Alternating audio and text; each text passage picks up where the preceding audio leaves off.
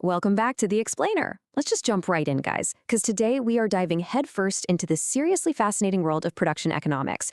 We're going to break down exactly how things are made in our modern world, and maybe even more importantly, why businesses actually choose to make them that way. Trust me, it's a choice that literally shapes everything, from the price of that smartphone in your pocket to the overall health of the entire global economy. So, think about your own shopping habits for just a second. Would you rather buy a perfectly uniform product that was churned out by a robot, or a totally unique, handcrafted item made by a highly skilled artisan? It sounds like a pretty simple preference question, right? But the economics behind your answer are actually the driving force behind some massive, massive shifts across global industries. Just look at how these two examples perfectly frame the extreme ends of the production spectrum. On the one hand, we've got a tech giant like Samsung Electronics. They're producing these microscopic semiconductors using highly automated, eye-wateringly expensive robotics. And then, on the exact opposite side of things, we have a small Korean artisan pottery studio. They rely almost entirely on human hands to craft unique ceramics that, well, command some pretty premium prices. It's wild to think these two businesses operate in the exact same country, but they are playing by entirely different economic playbooks. Section 1. Weighing the pros and cons. Capital versus labor. Okay, so first up, we have labor-intensive production. Basically, this is a method where producers choose to lean heavily on a human workforce. It's exactly the approach our artisan pottery maker uses. And the big benefit here? Well, humans offer flexibility. We can adjust on the fly to meet individual customer needs, pumping out custom-made products that really give buyers that sense of status and personal attention. And hey, that's exactly what justifies that premium price tag. But on the flip side of that coin is capital-intensive production. This method relies on heavy-duty machinery, automation, and tech. Think back to those Samsung semiconductor factories. The goal here absolutely is not uniqueness. It is total, absolute uniformity. These machines can crank out a massive volume of goods of a standard quality, completely immune to human error. No accidental slips of the hand here. Let's build out a clearer picture of the advantages we're talking about here. If you're a labor-intensive firm, that low initial setup cost is super attractive, especially for smaller, scrappier businesses. Plus, human workers can give you direct, real-time feedback to help improve the product. But then, look over at the capital-intensive side. Machines don't go on strike. They literally never get tired. It's a pretty ruthless kind of efficiency. And sure, while they are insanely expensive to buy up front, they very often lead to a vastly lower long-run average total cost, not to mention a much, much higher overall productivity potential. Of course, neither system is perfect, right? Human error is a very real production risk in those labor-intensive setups. I mean, people get sick, they go on strike, and frankly, human output can just be inconsistent. That makes it really tough to scale your business up quickly. But hey, automation has its own severe drawbacks too. Capital-intensive setups are notoriously inflexible. If demand suddenly drops off a cliff, it is incredibly hard to dial back your output. The machinery obviously comes with those immense initial costs, and then there's perhaps the biggest risk of all, technological obsolescence.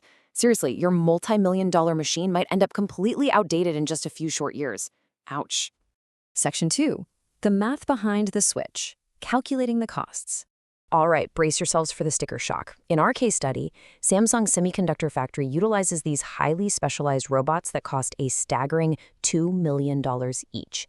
$2 million. That is a massive, massive capital investment just to get a single machine up and running on the factory floor. Now, contrast that giant number with this one, $40,000. That is the annual cost of a human worker in this exact same scenario. So, doing the quick math here, the crucial takeaway is that a firm could hire 50 human workers for the price of just one of those robots. So you really have to ask yourself, why on earth would Samsung ever choose the robot? Well, it ultimately comes down to this very simple reality. Robots never get tired, and robots never go on strike. Over the long run, that $2 million robot churning away 24 hours a day, 7 days a week, with literally zero breaks, no vacations, and no human error, it ends up producing way, way more value than its human equivalent ever could. And because of that, the long-run average total cost just plummets.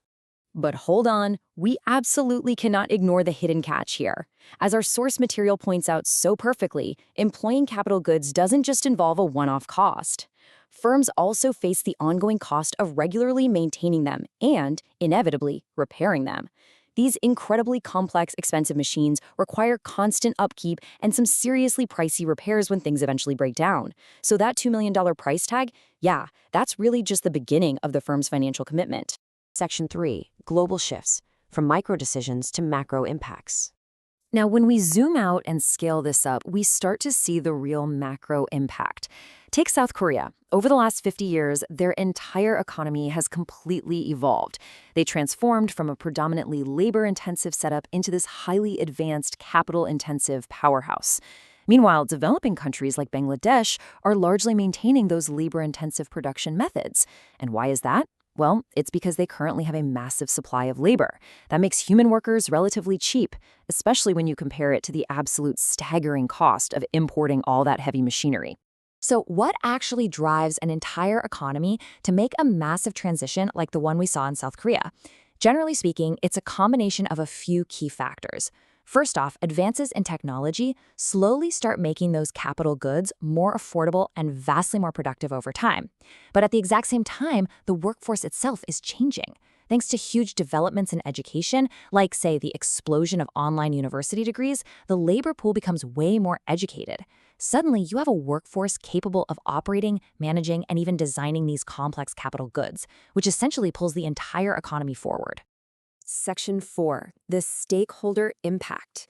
Who wins and who loses. All right, let's look at the first two major stakeholders in all this. As consumers, we generally win out when it comes to lower prices and consistent quality. But the cost to us? We lose out on those personalized, handmade products. We really lose that special artisan touch. On the flip side, firm owners stand to gain immense productivity and total freedom from industrial action, like strikes. But as we just discussed, they're taking on massive financial risk with those huge initial investments and the endless maintenance costs. Now let's turn our attention to the workers and the government. For factory workers, automation can actually create much safer environments and open up opportunities for highly skilled, better-paying technical roles. However, the downside is pretty brutal. We're talking severe risks of widespread job losses and unemployment for anyone whose manual role gets replaced by a machine. And this creates a massive headache for the government. Sure, they benefit from overall economic growth and a higher GDP, but at the exact same time, they inherit the heavy financial and social burden of supporting all those displaced, unemployed workers. It's a really tough trade-off. Section 5. The Devil's Advocate. The risks of over-reliance. So, what are the actual dangers of becoming way too reliant on capital? Well, if a massive corporation like Samsung or even an entire nation like South Korea pushes just a little too far into automation, they end up facing extreme inflexibility. Think about it. If global demand for their specific semiconductors suddenly drops overnight, they can't exactly just lay off a machine, right? Instead, they're stuck holding the bag on billions of dollars in idle, depreciating assets. Add to that the constant, super expensive race against technological obsolescence and the very real danger of permanently suppressing national employment levels, and you've got a pretty risky situation. Which finally brings us to our last, really critical thought for today. We've seen exactly why firms chase the ruthless efficiency of the machine, and we've also seen why the human touch of the artisan still holds so much value. But when you look at the big picture, could an over-reliance on capital-intensive production ultimately fracture an economy as a whole? Are we in danger of prioritizing endless efficiency over the very human workforce an economy relies on to actually buy its goods? It's a deeply complex economic balancing act, and for sure, it's one we're going to be watching incredibly closely as technology continues to evolve.